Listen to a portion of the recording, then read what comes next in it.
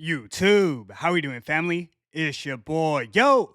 And this is another episode of the Ballpark Show. I go through every MLB game every day and try and narrow it down to the plays that I personally see the most value in. Today's Wednesday, August 13th. I have 3 games and 4 props at the end, so stick around. I do this every day for free, so please leave a like, subscribe to the channel, and let me know your favorite game in the comment section below. Without further ado, let me get into today's recap.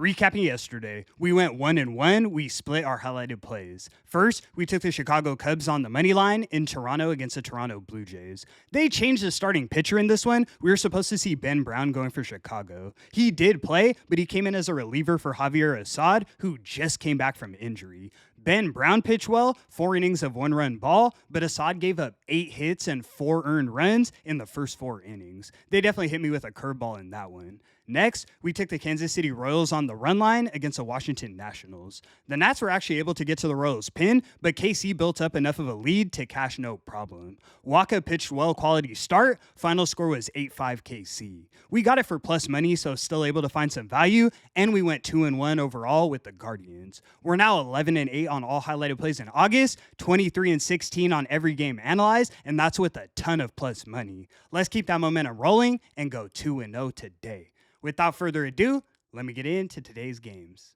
In our first matchup, we have the Pittsburgh Pirates in Milwaukee taking on the Milwaukee Brewers. Brewers are minus 225 on the money line, and the total is 7.5 runs. On the mound, we have Mitch Keller going for Pittsburgh, and we have Brandon Woodruff going for Milwaukee. You guys see it? The Brewers are playing on another level. They've won 10 straight, going for their 11th, and you really couldn't ask for a better matchup.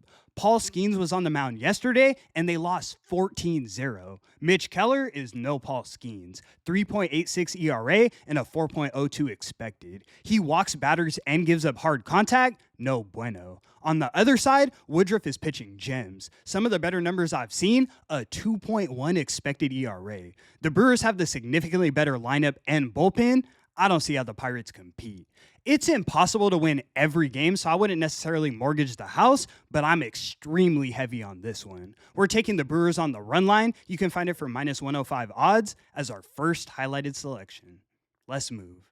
In our next matchup, we have the Colorado Rockies in St. Louis taking on the St. Louis Cardinals. Cardinals are minus 216 on the money line, and the total is 8.5 runs. On the mound, we have Austin Gomber going for Colorado, and we have Mike McGreevy going for St. Louis. This is an even pitching matchup, but I'd give the slight edge to McGreevy, especially at Busch Stadium. He's got the better numbers, both current and expected. If he can limit his walks, I think he's got some real upside to his game.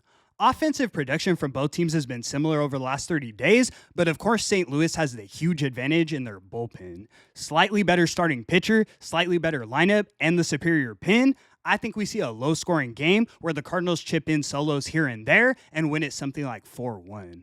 I do think it'll be tight early, but the Cardinals should be able to build some separation in the later innings. We're taking the Cardinals on the run line. You can find it for minus 110 odds as our next selection. Let's move. In our last and final matchup, we have the Atlanta Braves in New York taking on the New York Mets. Mets are minus 204 on the money line, and the total is 9 runs. On the mound, we have Carlos Carrasco going for Atlanta, and we have David Peterson going for New York. Carrasco has not looked good with the Braves, 16 hits and 9 earned runs in 11 innings pitched. He doesn't have the best expected numbers, and I think the Mets get to him. I know their offense has been dreadful over the last 30 days, but what better spot to wake up than against Carrasco and the Braves bullpen? I love what I'm seeing from Peterson, 93% ground ball rate and almost no hard contact.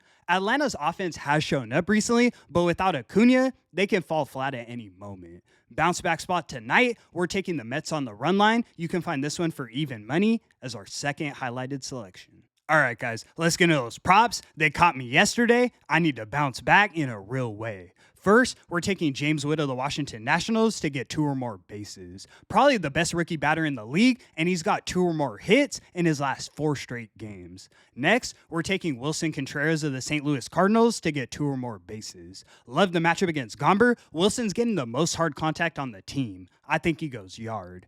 Next, we're taking Trea Turner of the Philadelphia Phillies to get 1 run or RBI. I expect the Phillies offense to be rolling, and Trea always finds a way to get on base, whether it's a walk or a hit. Last but definitely not least, we're taking Juan Soto of the New York Mets to get 1 run or RBI. top of the league in hard contact, the Mets should get to Carrasco early and often. And that's going to conclude today's video. Thank you so much for tuning in, guys. 11-8 highlighted, 23-16 on every game analyzed. Let's go 2-0 and start a streak today. I appreciate the support so much. I do this every day for free, so please leave a like and subscribe to the channel. It's your boy, yo! And until the next one, I'm going to catch y'all. Peace.